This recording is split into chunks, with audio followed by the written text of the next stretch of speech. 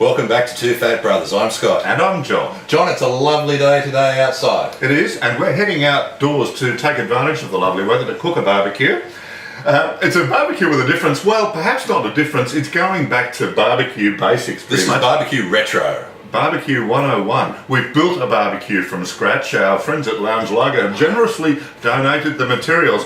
I'm a little bit concerned about their budget though, Scott, and we'll see why when we get outside. Yeah, it wasn't an extensive list of materials that turned up, John. It wasn't, indeed, right. And the instructions were very basic. They were very basic. We followed them to the letter. We did, and you'll see the results in a moment. On the menu, lamb cutlets. We're going to cut from the rack, so we've got double lamb cutlets. We're going to marinate them in a very simple marinade, and we're going to serve them with a roasted vegetable salad. Lovely. Perfect on a lovely winter's day. So let's get cracking. To start with, we'll make the marinade for our lamb.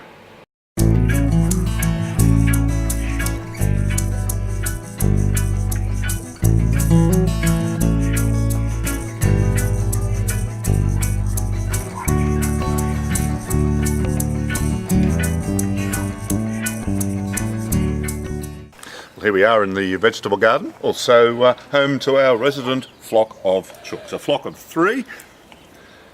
There they are. I'm sure they'll be intrigued to see the barbecue. Now, Scott, if you can pan down, you'll see the magnificent construction that we've put together there. Bricks and a grill.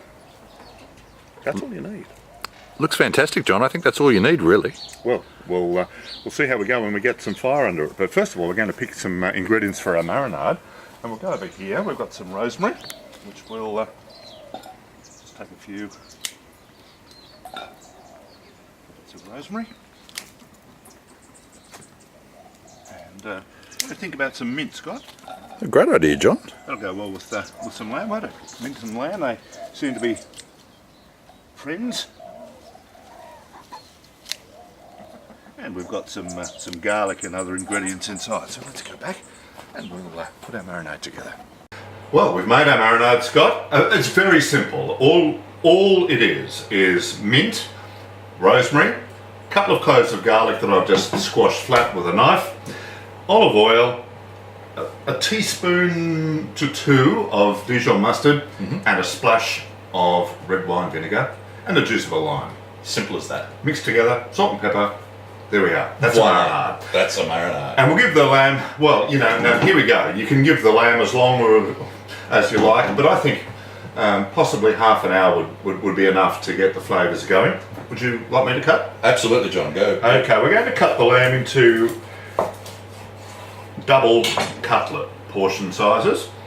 As we said, that lets the lamb go a nice crust on the outside and also to remain Pink on the inside. pink on the inside. And here it goes. We'll just mix it around. Well, it looks like an extra one there for me, John. I was about to say, Scott, 1 for you and 2 for me. We'll discuss this later on.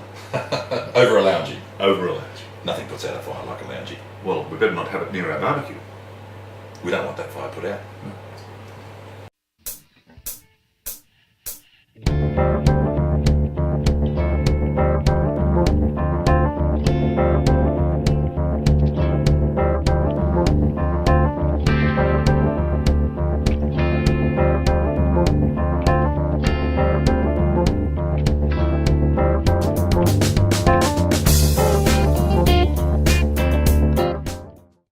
Well, here we are outside and we're ready to put the lamb onto the barbecue. The barbecue has been going for about an hour and a half or so and is dying down quite nicely. Still some flame, but it's quite hot. Now, the lamb has been marinating in this mixture, which has got quite a lot of olive oil in it. So it will, in fact, bring the fire back to a bit of flame. So don't be amazed or worried if you're doing this for the first time and the fire flares. It won't last for very long. Here we go. A little bit of flare from that.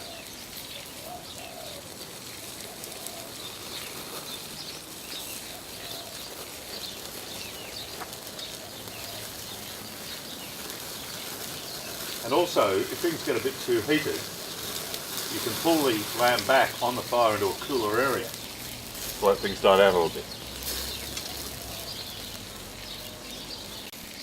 Just looking at that lamb cooking on the fire, I'm reminded of Scott's and my childhood when our father, who was and still is a very avid barbecuer, would take us on family picnics, throw a few bricks and a grid in the boot and off we'd go.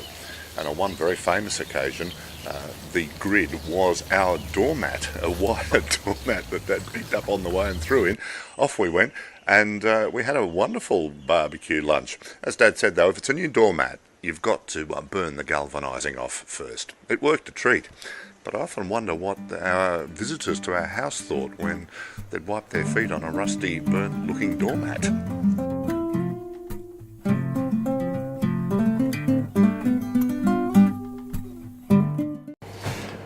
John, that looks fabulous. Well, it doesn't look too bad, does it? It's nice and simple, cooked outside on a very pleasant late winter's day. So we've got our marinated grilled lamb cutlets. They're double lamb cutlets, remember, we cut from the rack. Marinated in olive oil, garlic, mint, rosemary and some salt and pepper. And we have our warm vegetable salad, which again is quite simple. It's sort of like roast vegetables, really, and that's what you do. You put your favourite roasting vegetables together, but don't take them to that crisp, highly roasted stage. Stop them a bit short, and add to the little bit of olive oil that you keep from the roasting pan some red wine vinegar to make it, I guess, a warm vinaigrette. Mix it together, and it's a really nice accompaniment to grilled lamb cutlets. I can't help myself. Please. I did have my eye on that piece, but It's yours. It's gone now. I know. It was lovely. I could see that. And now, thanks to our good friends at Lounge Lager, we have another Two Fat Brothers bench test. This is going to go with our barbecued lamb cutlets and our warm vegetable salad. And we've chosen an Australian legend.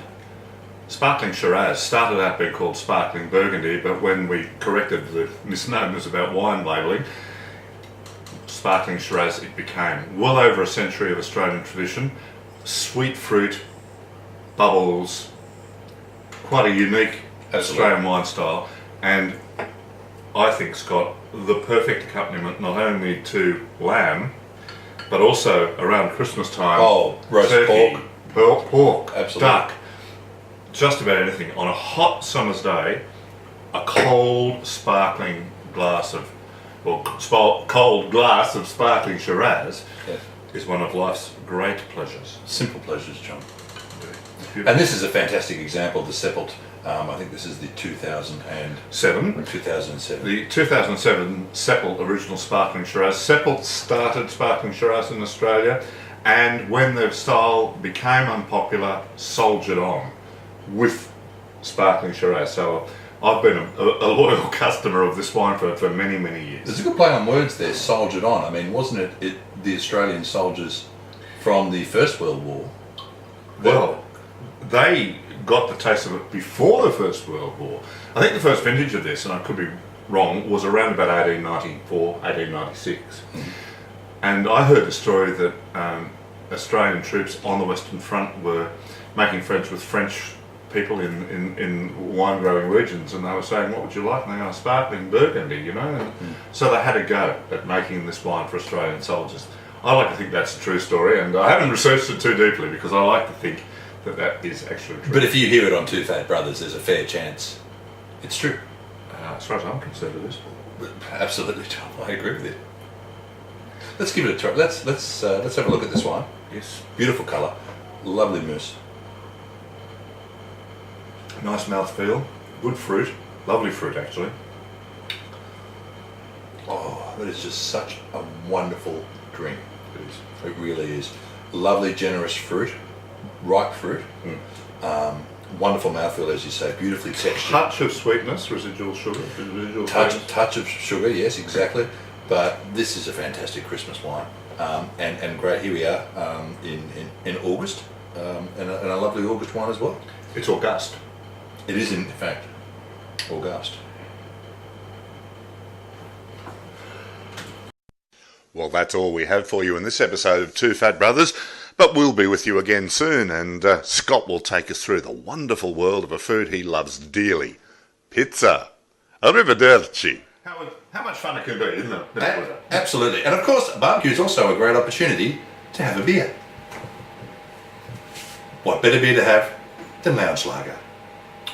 And later on, when you need to extinguish those coals, nothing puts out a fire like a lounge. Nothing. Well, I It's won't, a be, very- I won't be pouring my beer on the fire, John. Well, not in the first instance anyway.